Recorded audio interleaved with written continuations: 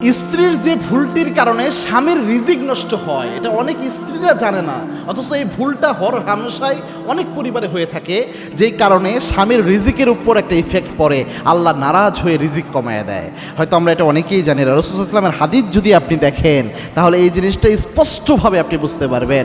বুখারীর 5986 নম্বর হাদিসে এই বিষয়টা প্রতীয়মান হয়ে যায়। দেখবেন বর্তমান সোসাইটিতে অনেকের কিন্তু রিজিকের প্রবলেম, এই রিজিকের প্রবলেমের একটা অন্যতম কারণ এটা। আল্লাহর হাবিব সাল্লাল্লাহু আলাইহি ওয়াসাল্লাম জানিয়েছেন, যে ব্যক্তি চায় তার হায়াতে বরকত হোক, যে ব্যক্তি চায় তার রিজিকের মধ্যে বরকত হোক, সে যেন তার রেহেমের সম্পর্ক জোড়া লাগায়া চলে, সে যেন তার আত্মীয়তার সম্পর্ককে জোড়া লাগায় আর রেহেমের সম্পর্ক রক্ষা করে, মানে রক্তের সম্পর্ক সে যেন রক্ষা করে। আল্লাহর হাবিবের স্পষ্ট বর্ণনা। তো অনেক স্ত্রী যেটা করে, বর্তমান অনেক ফ্যামিলি দেখা যাচ্ছে, সবাই এমন না, যে অনেক ক্ষেত্রে অনেক স্ত্রীরা সে চায় যে তার হাজব্যান্ডের সাথে তার নিজের ফ্যামিলির, মানে তার হাজব্যান্ডের ফ্যামিলির যেন সম্পর্ক ভালো না থাকে, সে তার স্বামীকে নিয়ে আলাদা হয়ে যেতে চায় এবং হাজব্যান্ডের কানে সবসময় তার মায়ের বিরুদ্ধে, বাবার বিরুদ্ধে, ভাইয়ের বিরুদ্ধে এরকম কথা বলে বলে ফুসলাতে থাকে, কানের মধ্যে বিষ ঢালে।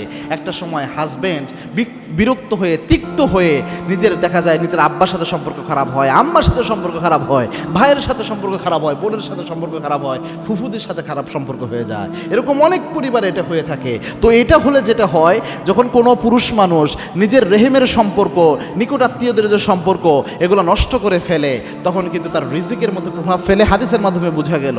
এজন্যে অবশ্যই আপনি চিন্তা করবেন, আপনার হাজব্যান্ডকে যদি আপনি তার পরিবার থেকে মুক্ত করে ফেলেন, তাহলে এটা আপনি নিজেরই ক্ষতি করলেন, আপনাদের নিজেদের রিজিকের উপর এটার একটা ইফেক্ট আসবে।